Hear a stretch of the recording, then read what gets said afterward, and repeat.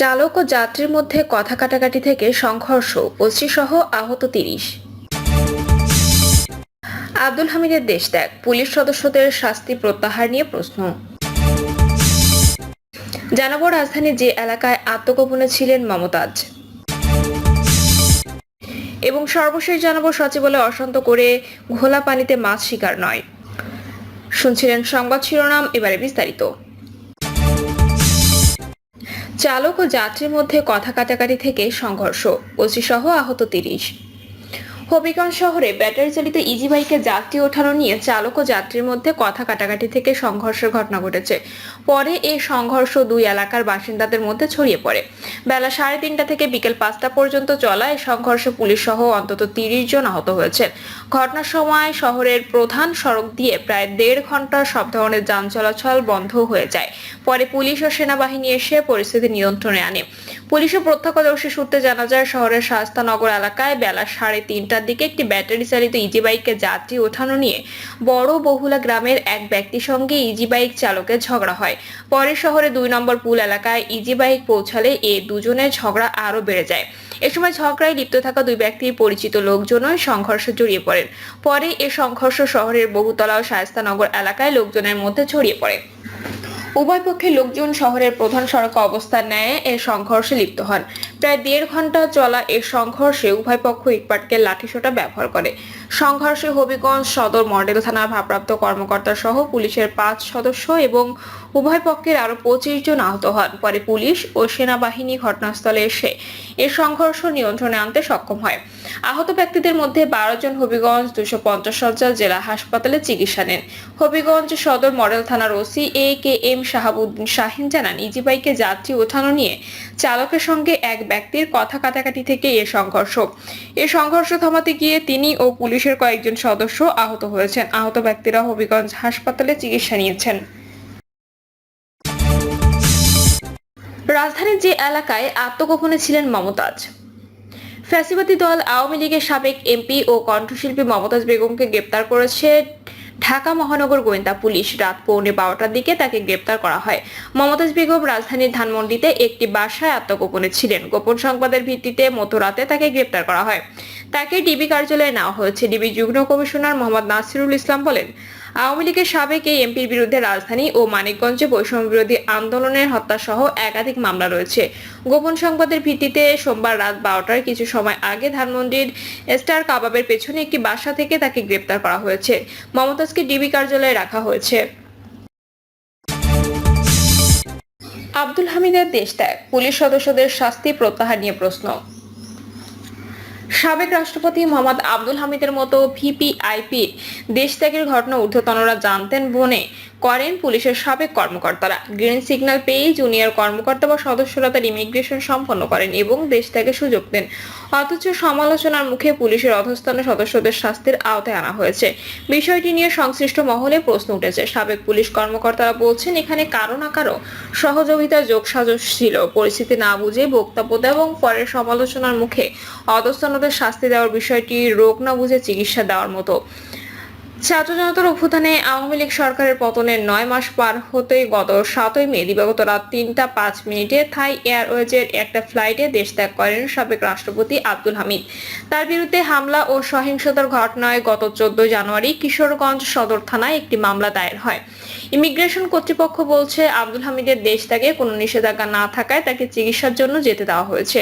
দুজন আত্মীয় তার সঙ্গে ছিলেন। পুলিশের স্পেশাল ব্রাঞ্চের একাধিক কর্মকর্তা তথ্যটি নিশ্চিত করেন যে বিদেশ যাত্রায় আদালতের নিষেধাজ্ঞা না থাকায় তাকে যেতে দেওয়া হয়েছে। কিন্তু এমন বক্তব্য প্রচার সহ আব্দুল হামিদের বিদেশ যাত্রার বিষয়টি চাউর হওয়ার পর চাপে পড়ে অন্তর্বর্তী সরকার ও পুলিশ প্রশাসন। চাপের মুখে দায়িত্বে গাফিলতির অভিযোগে ওই দিন সন্ধ্যায় 2 কর্মকর্তা সহ 4 পুলিশ সদস্যের বিরুদ্ধে ব্যবস্থা নেওয়ার কথা জানায় পুলিশ সদর দপ্তর। এর মধ্যে 2 জনকে প্রত্যাহার করা হয় আর 2 জনকে সাময়িক বরখাস্ত করা হয়।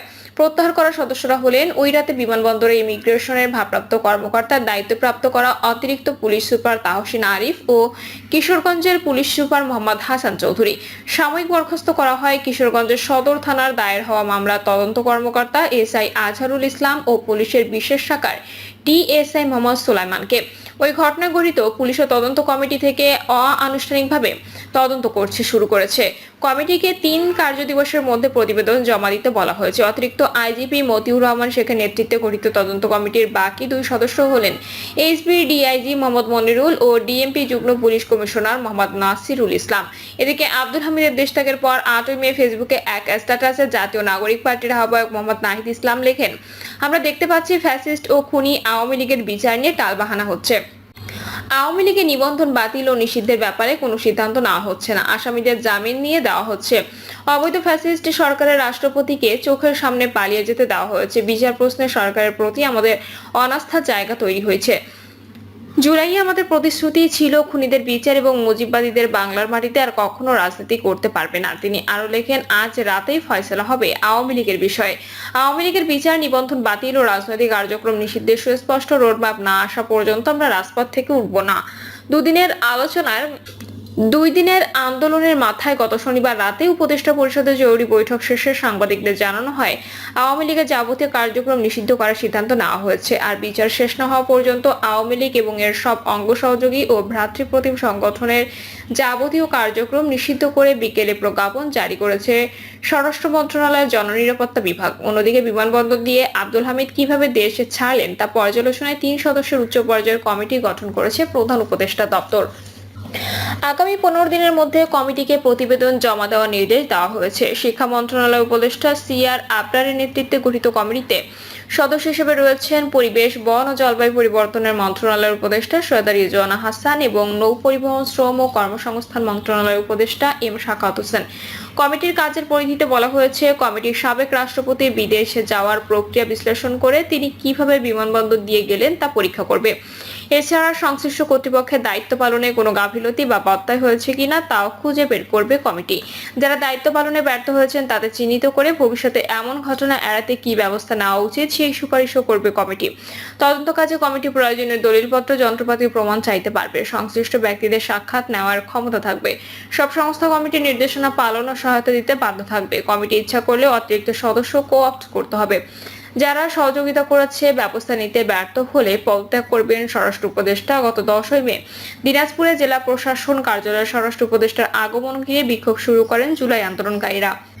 সেখানে বিক্ষোভকারীদের উদ্দেশ্যে স্বরাষ্ট্র উপদেষ্টা লেফটেন্যান্ট জেনারেল মোহাম্মদ জাহাঙ্গীর আলম চৌধুরী বলেন, সাবেক রাষ্ট্রপতি আব্দুল হামিদকে দেশ ছাড়তে যারা সহযোগিতা করেছে তাদের বিরুদ্ধে ব্যবস্থা নিতে ব্যর্থ হলে আমি চলে যাব। এ ব্যাপারে জানতে চাইলে পুলিশের সাবেক মহাপরিদর্শক নূর মোহাম্মদ বলেন, পুলিশের পক্ষ থেকে এবং সরকারের পক্ষ থেকে আলাদা 2টি তদন্ত কমিটি গঠন করা হয়েছে। তদন্তে নিশ্চয়ই বিষয়টি স্পষ্ট হবে কাদের যোগসাজশ এবং সহযোগিতায় তিনি বিদেশ যেতে পারলেন। তিনি বলেন, বিদেশ যাত্রায় কিছু প্রসিডিউর আছে, নিশ্চয়ই সেটি মেনে নিতেই তিনি গেছেন। যদি সেটাই হয় তাহলে পুলিশ সদস্যদের বিরুদ্ধে ব্যবস্থা নেওয়া হলো কেন?